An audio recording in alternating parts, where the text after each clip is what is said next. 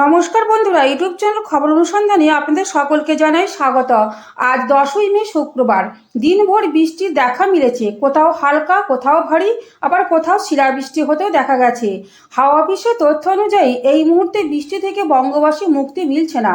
আগামী রবিবার পর্যন্ত আবহাওয়া পরিস্থিতি একই রকমই থাকবে বলে পূর্বাভাস দিয়েছেন হাওয়া অফিস। পূর্ব আসাম থেকে উত্তর উড়িষ্যা পর্যন্ত নিম্নচাপ অক্ষরেখা অবস্থান করছে। গাঙ্গেয় পশ্চিমবঙ্গের উপর দিয়ে গেছে। এই কারণে প্রচুর পরিমাণে জলীয় বাষ্প ঢুকে বজ্রগর্ভ মেঘ ও বৃষ্টিপাত ও ঝড়ের আশঙ্কা তৈরি হয়েছে।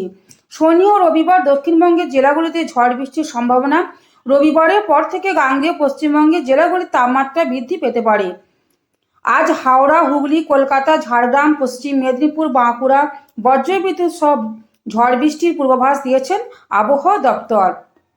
আজ কলকাতা শহরে সর্বোচ্চ তাপমাত্রা 32 ডিগ্রি সেলসিয়াস ও সর্বনিম্ন তাপমাত্রা 27 ডিগ্রি সেলসিয়াস থাকবে।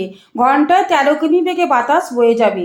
উত্তরবঙ্গের ক্ষেত্রে যা আপডেট রয়েছে তা হলো, উপরের দিকে 5টি পার্বত্য জেলায় বজ্রবিদ্যুৎ সহ হালকা মাঝারি বৃষ্টির সম্ভাবনা।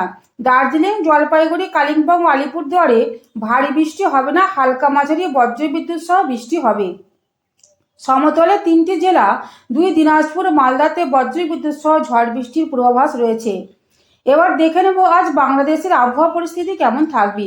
রাজশাহী, ঢাকা, ময়মনসিংহ, খুলনা, বরিশাল, চট্টগ্রাম, সিলেট বিভাগের অনেক জায়গা এবং রংপুর বিভাগের কিছু কিছু জায়গায় দমকা ঝোড়ো হাওয়া, বজ্রবিদ্যুৎ সহ বৃষ্টি, কোথাও কোথাও শিলাবৃষ্টিও হতে পারে।